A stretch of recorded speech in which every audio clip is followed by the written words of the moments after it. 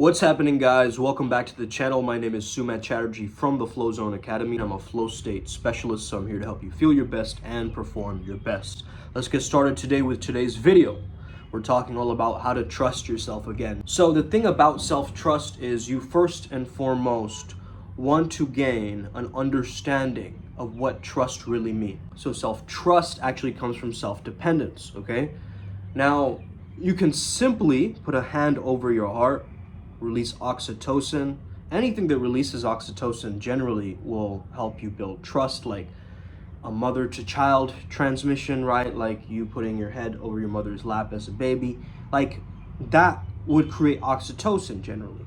But now let's say that you grew up, you're much older, you're getting a lack of human and social connection. You're gonna lack on the feeling of self-trust with the other trust, right? The other trust storyline is blocking the self-trust, but it's really the self-trust that you need to gain the other trust. Watch out for when you're not receiving compliments or acknowledging your own virtues and talents and strengths, okay? This is number one. If you have a low self-esteem or you have low self-worth issues, you want to really look at that. The issue becomes that we've grown up believing in everything else besides ourselves.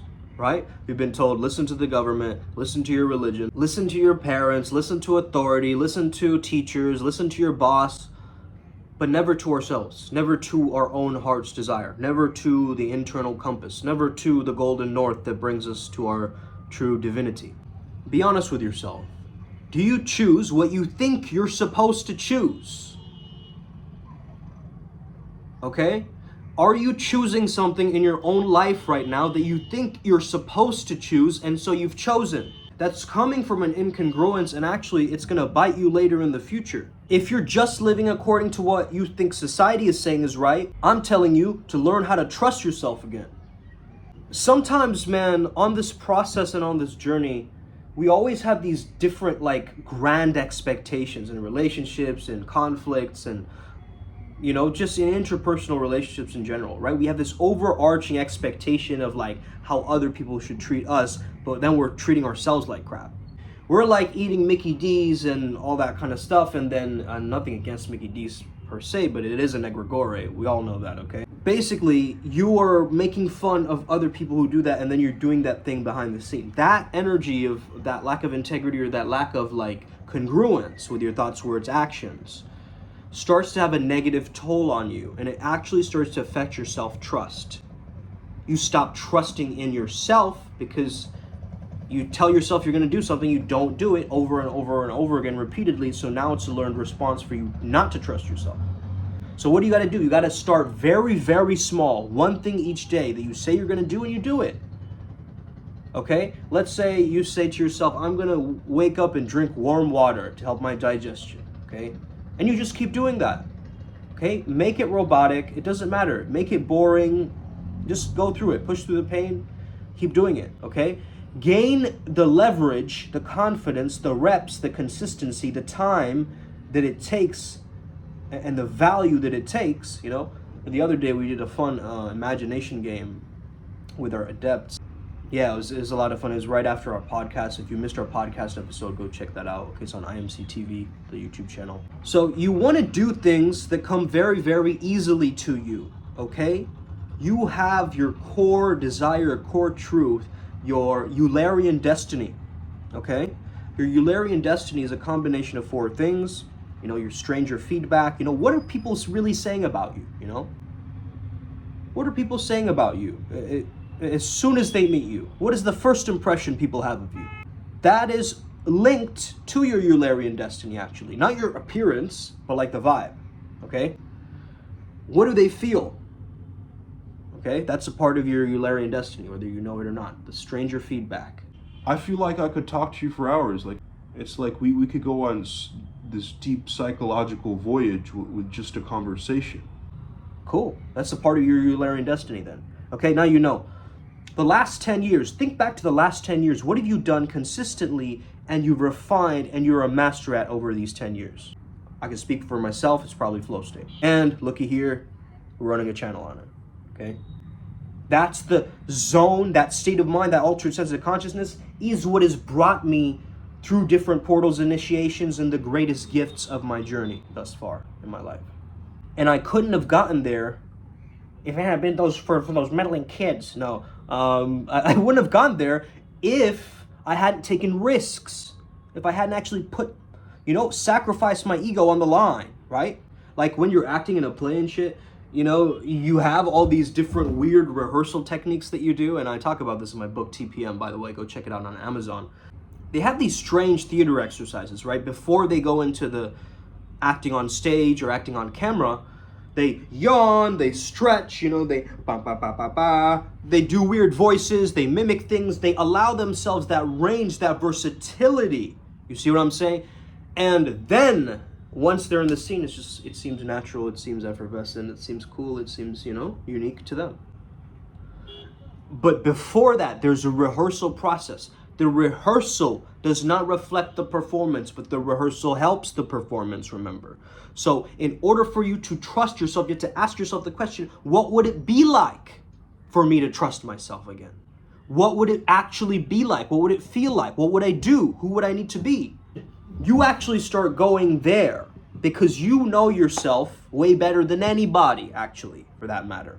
I can sit here and be like, your body is your body, okay? And this idea of self-ownership and like, my body's my body. I understand all of that, right? But this idea of ownership really comes down to not trapping something, or, people think that the idea of ownership comes from a sense of control, right?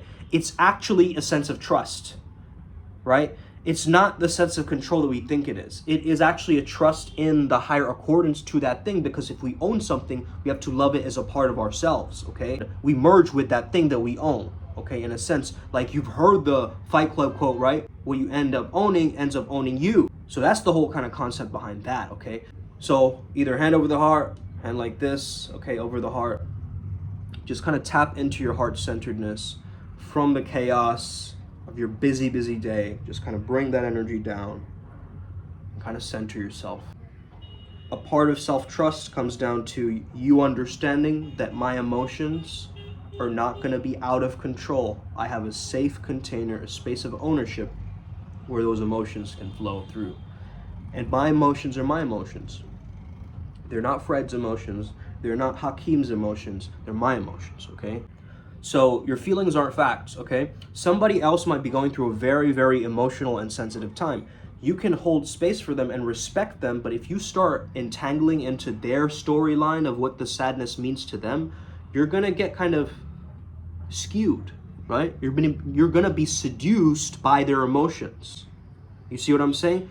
You are going to get unraveled into their world, and you're going to start dropping in your power. So you need to learn how to maintain your boundaries, okay? I remember when I went to Bali, I have this tattoo called Gatekeeper, right? And that represents that boundary, like setting the boundaries, right? You need boundaries in order for you to tap into the flow. Because if you are saying to yourself, like, I'm going to work out for 1 hour, for 4 to 5, right? That is your boundary. That is your flow state. It's like a portal that's been opened up, right?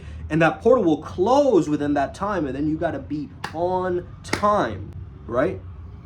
Now, maybe a few minutes here and there, I'm not looking at that really. Like, if you've ever done a session with me, I don't really look at the time that much. Like, give you a few extra minutes to kind of, say what you need to say and so forth. But at the same time, it's like you're taking responsibility for your decisions. You are not resisting negative emotion, and you're not abandoning yourself. You're not going like every time something tough comes up in your mental world, you just kind of hoard it, ignore it, or suppress it, Really, really allow yourself to do what comes naturally to you. Coming back to the Eulerian destiny idea, right? So we covered the two. Number one was, you've got to understand the stranger feedback. What are things that people tell about you immediately, okay? Some people actually point out to me like, this guy's a star, like he's an actor, or something like that. Like he's a celebrity, like he's somebody important. I don't know who he is, but he is that. That's a part of my Eulerian destiny now. Now that I get that comment, people leave with a positive vibe after my sessions. You can clarify it for yourself, right? A lot of people have attested to that. So if you go through my feedback on Practo, okay, which is a doctor's, it's like an online website here in India, right, where you can book for practitioners and so forth. And I'm a positive psychology there, probably one of the top positive psychologists in Kolkata right now, who's doing this at this level, okay? And man, I can safely say that because I followed my niche towards such an extreme precipice that I know, you know, other people, other families may be like, but is that really, you know, financially, you know, sustainable for you to work as this? Oh, but there are not that many male psychologists, you know. Oh, but this, oh, but that, oh, but this. I don't give a fuck. I'm gonna follow my path working, and I'm not gonna just trust my brain. I'm not gonna just trust my heart. I'm gonna bring both together at a mind-heart coherence. Okay, shout out Dr. Joe Dispenza. You understand that self-hate actually comes from self-distrust, and self-love comes from self-trust. Okay, this is why trusting yourself is so key. Once you learn how to love and trust yourself again, everything crescendos from that point forward, bro. I'm not even joking, right? And it's not that fake narcissism, you think you're cool, but really there's this, you know, doubt. Like doubt is that Satan, right? It is the devil. Doubt is like that thing, this is what Neville Goddard says, right? We're listening to something the other day that Elmer, the YouTuber, was talking about. And he was saying that, like, Satan is the energy of reaction, right? Reactive. It's just completely reactive. God's essence is the creator, constantly creating. So that means that Satan's energy is actually anti-creation. You see? So it's got to be God's energy that makes me make these YouTube videos, to create, right? To channel something pure from the source and speak my truth, right? My God honest truth. Why do people say that? Okay? My God honest truth. Don't we need more healers than people psychologically labeling, medicating, suppressing people in their power? Now, I have nothing against the medical industry. My parents are doctors, for Pete's sake, okay? But myself is a medicine man, a Sioux medicine man, we said the other day, right? That's hella funny. You see, let's take your negative emotion like it's a kid, okay? And maybe you can start to understand that you've been actually cutting yourself the circulation to your inner child, right? Your inner power. And maybe you can sense that you've stopped giving your inner child power and you've been abandoning yourself. This is what this looks like, okay? Let's say your sadness was represented as a child, a sad version of you that's younger who's crying. And you decide to binge eat this giant ass meal, right? Now the child is temporarily satisfied, but then it has a tummy ache later, okay? You have a tummy ache later, but it's really your inner child being affected, you see? Because what that child really required is your time, attention with it, so that it can process that sadness. But if we tell a child, stop crying, that's bullshit, boys don't cry, or whatever, right? Now we've created a pattern, right? A traumatic pattern around the idea of sadness and what it means to that child, right? Because the child isn't really reading don't cry at that moment. They're just scared, like, oh, dad's punishing me or something, you see? And so we want to understand, like, trauma can be a very, very complex thing, and it can split two concepts, like I've always explained on this channel, into two mutually exclusive parts. So it's like love and freedom. When I feel like I'm free, I'm not in love. When I feel like I'm in love, I'm not free, right? It starts to create this pattern that you cannot have one or the other. It creates a seesaw imbalance effect. But if you are a flow state Jedi, if you've been watching for a while, you understood my video, if you go back and watch that, about balance versus harmony, okay? We want harmony on this planet, not balance, okay? Balance will always be in this dualistic model, okay? This Newtonian model, whereas we are going into the quantum model of things right now, okay? Things are changing rapidly, very, very quickly, right in front of our eyes, okay? Soon enough, we're gonna have like clones of celebrities created through augmented reality and AI and stuff, and we'll go to concerts and virtual reality. Bro, I'm telling you, your whole universe will change once you start trusting yourself again, okay? When you get to that feeling where you're like, yo, I've got you. Like, you speak to your subconscious mind like, we're in this together. We've been through a lot of bullshit, man. You know? Let's transmute that. I mean, let's create that manure into methane, right? Let's take the gunk, let's take the mess and make it into our message. Let's take the trash and make it into triumph. If you start distrusting yourself, you'll be like, oh yeah, I know this guy. He's going to behave in this way, and then he's going to do that, and he's going to fall into another victim trap, and then he's going to do it like this. If your predictive control is very heightened, and you're like, I know exactly what's going to happen in the future, yeah, and this person's going to treat me this way, and that person's going to be like this, and everybody's a dick, and and you're actually writing the story of what you're going to have happen in your script of life, right? And then that ends up happening. And you're going, why am I always stuck in the same place? You're creating your reality. Snap out of it. You're creating your reality. You're saying what I don't want rather than what you want. You're so proud of what you don't want, right? You're so proud of it. Okay?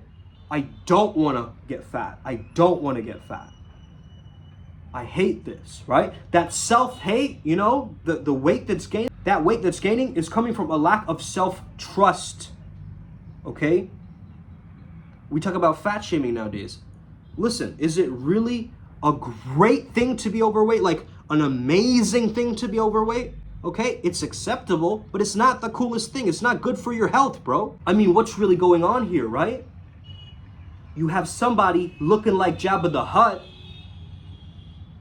giving you advice on health here. And we're supposed to just automatically trust the science, trust the experts? Okay? And again, I'm not trying to cite some kind of weird conspiracy on this channel either or anything like that. I'm just speaking my truth. And I think that's a big, big problem. Because anything that is a loss is actually a negative mindset. Think about this, right? Weight loss. I'm losing something that I don't like in myself. That's how many people perceive weight loss. I hate me, and so I'm going to change this.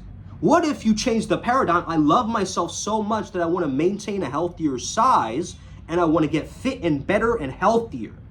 Why is that not the mindset? Why is it that I have to stop smoking, I have to stop doing drugs, I have to stop all these things, Why is that the focus and not the health? That's what I'm telling you. Why has health been made into this fantasy or this weird thing in your mind? Listen, man, every successful person that you talk to, they've had that one moment where it just clicks in their brain, right? They had that one tipping point, that one moment that made them double down and realize, like, I need to stop being so hard on myself. I need to take it easy and just follow my bliss, follow my craft.